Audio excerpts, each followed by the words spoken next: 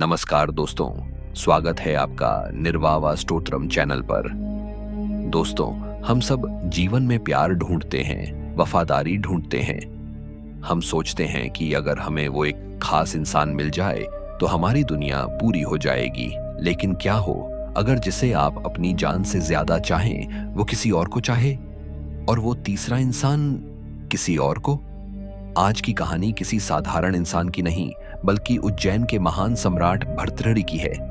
एक ऐसे राजा जिनके पास दौलत थी, शोहरत थी और एक खूबसूरत पत्नी थी, लेकिन एक फल, जी हाँ, सिर्फ एक साधारण से दिखने वाले फल ने उनकी पूरी दुनिया उजादत दी और उन्हें एक महान वैराग्य की राह पर ला खद्दा किया। आखिर क्या था उस फल का रहस्य और कैसे इस घटना ने जन्म दिया महान ग्रंथ वैराग्य शतक को? चलिए जानते हैं आज के इस वीडियो में। कहानी शुरू होती है उज्जैन नगरी से। वहां के राजा थे सम्राट भर्तृहरि। वे न केवल एक कुशल शासक थे, बल्कि कला और साहित्य के प्रेमी भी थे। उनकी पत्नी थी महारानी पिंगला। राजा भर्तृहरि अपनी पत्नी पिंगला से बेइंतहा मोहब्बत करते थे। उनके लिए पिंगला ही उनका संसार थी। एक दिन राजदरबार में एक तपस्वी ब्राह्मण पधारे। उन्होंने राजा को एक विशेष फल भेंट किया। ब्राह्मण ने कहा, राजन, यह कोई साधारण फल नहीं है, यह अमर फल है।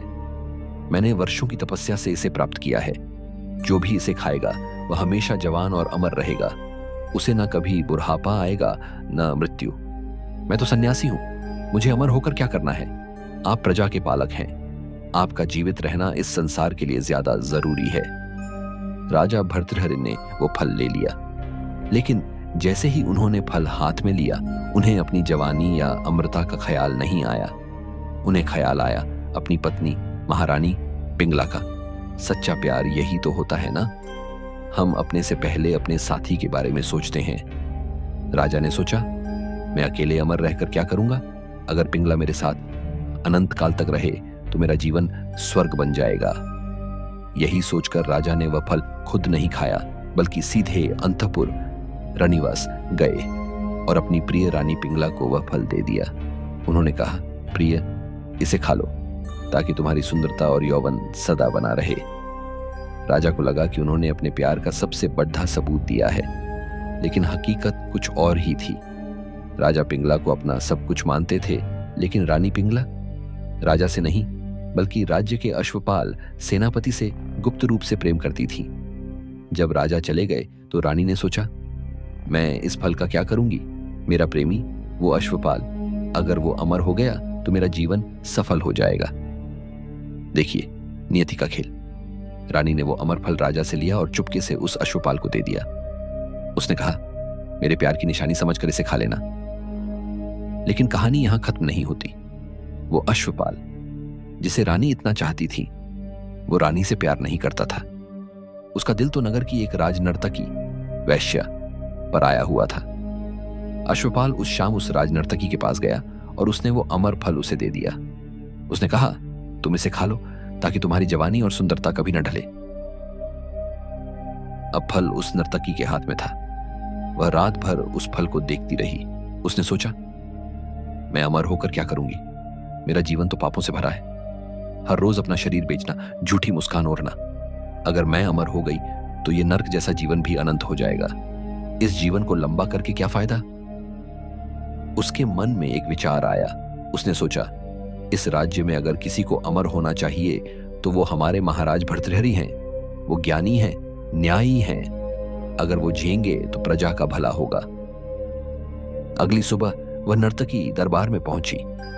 उसने राजा भर्तृहरि को वही अमर फल वापस भेंट कर दिया। सोचिए, उस वक्त राजा पर क्या गुजरी होगी। राजा भर्तृहरि ने उस फल को तुरंत पहचान लिया।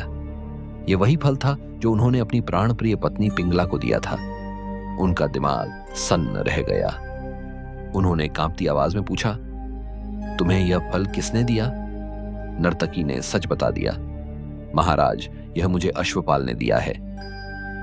राजा ने तुरंत अश्वपाल को बुलाया। तलवार की नोक पर जब सच्चाई पूछी गई तो अश्वपाल ने स्वीकार किया कि उसे यह फल महारानी पिंगला ने दिया था।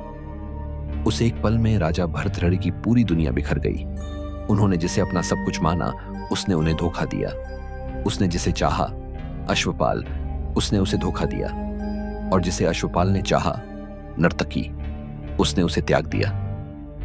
इस घटना ने राजा के मन में गहरे वैराग्य को जन्म दिया। उन्होंने उसी वक्त संस्कृत का एक प्रसिद्ध श्लोक लिखा, जो आज भी नीति शतक का सबसे मशहूर श्लोक है।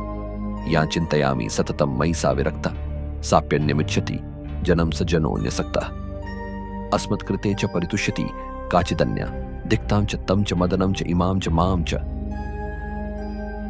जिसका मैं निरंतर चिंतन करता हूं, रानी पिंगला, वह मुझसे विरक्त है, प्यार नहीं करती। वह किसी और अश्वपाल को चाहती है, और वह अश्वपाल किसी और नर्तकी पर आसक्त है, और वह नर्तकी मेरे लिए सुख की कामना करती है। धिक्कार है उस रानी पर। राजा को समझ आ गया कि यह संसार मोह माया का जाल है। यहां कोई किसी का नहीं है। जिसे हम प्रेम समझते हैं, वो अक्सर स्वार्थ होता है।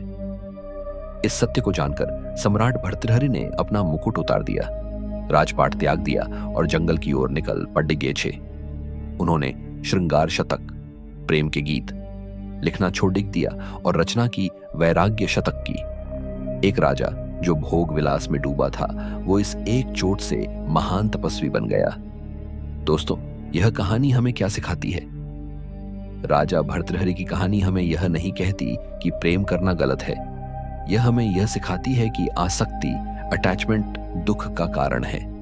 हम अपनी खुशी की चाबी दूसरों की जेब में रख देते हैं, और जब वो बदल जाते हैं तो हम टूट जाते हैं। असली आनंद, असली अमर फल बाहरी दुनिया में या रिश्तों में नहीं, बल्कि अपने भीतर है।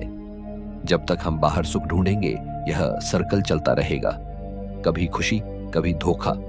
जिस दिन हम भर्तृहरि की तरह समझ जाएंगे कि आनंद हमारे भीतर है, उसी दिन हम सही मायने में मुक्त हो जाएंगे। अगर आपको यह कहानी पसंद आई तो कमेंट में हर हर महादेव या वैराग्य जरूर लिखें। ऐसी ही आध्यात्मिक और जीवन बदलने वाली कहानियों के लिए हमारे चैनल निर्वावा स्तोत्रम को सब्सक्राइब करना न भूलें। मिलते हैं अगले वीडियो में। तब तक के लिए प्रणाम।